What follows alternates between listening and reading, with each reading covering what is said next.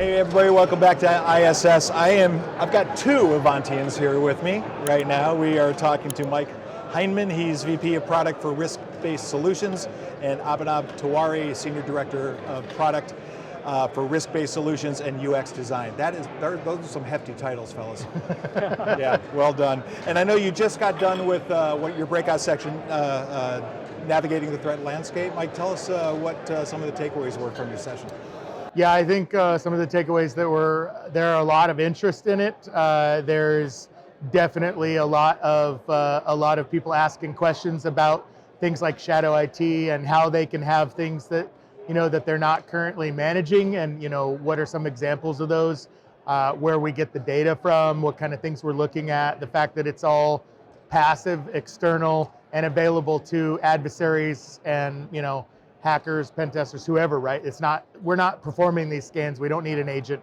This is out there, right? It's pretty eye-opening when you see people that ask questions. It's apparent that they're ready to start looking at it. Yeah, and I think one key point is the visibility over the landscape completely, right? So Abhinav, what do you think the consequences are, or the potential consequences, I guess, when an organization really doesn't understand or get good visibility into that attack surface? And how important, I guess, really is that visibility? It should be step one, right?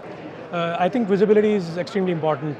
When it comes to attack surface, knowing what assets you own and how big is the attack surface is very important. As you're aware that a lot of these attackers and hackers these days, they're getting sophisticated with their techniques, and they're trying to find the weak points within your attack surface, weak entry points, whether it's your network, your third-party vendors network.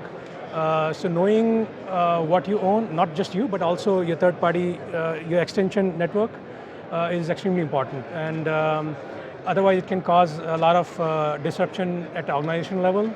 It can cause your reputation a big harm. Also a lot of legal issues, especially with these regulatory compliances these days. There are a lot of regulations. They are getting stricter day by day, whether it's HIPAA, GDPR, PCI, and they all make sure that you are aware of your attack surface. So visibility, of course, it is very important. Right, so our job is to try to reduce that attack surface, right? So what steps are we taking with our customers to help them reduce that so that visibility becomes a little more pinpoint and focused? Right, I mean, I think, when you first get signed up, you're going to find a lot of things that you didn't know that you had, and obviously you can't know exposures on the things that you know that you had. There's a lot of steps that you can take. I think one of the first and foremost ones is, when you're using other Ivanti Neurons products, enroll them, right? Get patch on them. You may not realize that you have a special department or a subsidiary that's using a different cloud provider. Enroll them, get the Neurons agent installed, get them under management, because then you can not worry about them, right? You have vendors that you may be using that you need to warn about, old technologies that they're using. Again, not under your control, but they're part of your organization because by nature they're hosting your website, maybe. So there's a lot of different things. I think it depends on whether or not you need to actively be involved in the steps to do it, or whether or not you need to let somebody know. I think that something needs to happen, and some of them are just easy configurations, right? So it may not be that you need a patch. Maybe you already have agents on those devices. But from an external perspective, it could be a firewall mishap. It could be an intern that accidentally, did something. I mean, there's a lot of reasons that it can be there, and each and every one of them, I think, have a little bit of a different path. But I think that just the visibility itself opens up all the possibilities of how you can start addressing those things. Sure. I think to summarize, there are three main key steps towards reducing your attack surface.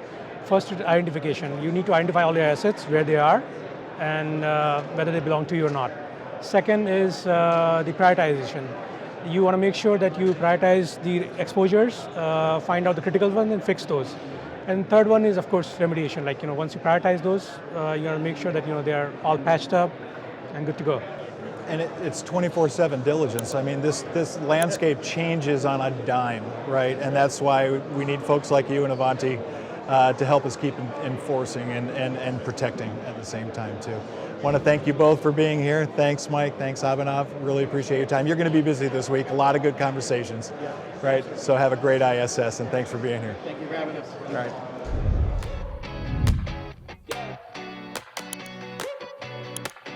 Yeah.